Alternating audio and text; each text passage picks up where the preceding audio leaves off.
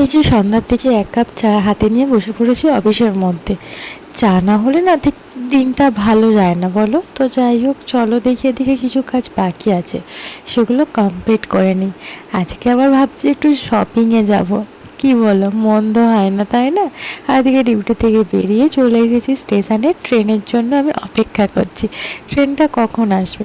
দেখলাম ট্রেন চলে এসেছে, তো চলো ভিড় আছে, ট্রেনে ওঠা যাক আস্তে আস্তে। ট্রেনে এসে গেছি এই যে ডানকুনি স্টেশনে। আর ডানকুনি স্টেশনে আমি নামবো যেহেতু, আর দেখলাম এদিকে কিছু ঘটি গরম কাকু এসছে, তো আমার মনে হলো একটু ঘটি গরম খাই, খিদে খিদে যেহেতু পেয়েই গেছে। আর এই কাকুকে বললাম যে তুমি একটু ঘটি গরম বানিয়ে দাও। তো যাই হোক বানিয়ে দিয়েছে, তো চলো খাবারটা খেয়ে নিই, আর ঠান্ডা হয়ে যাবে, গরম আছে না। যাই হোক খাবার দাবার কমপ্লিট করে নিয়ে এদিকে চলে এলাম হাঁটতে হাঁটতে স্টাইল বাজারে। তো চলো নেক্সট পার্টে দেখা যাক আমি কী কী কিনলাম। দেখতে হলে চ্যানেলটা সাবস্ক্রাইব করে রেখো। টাটা।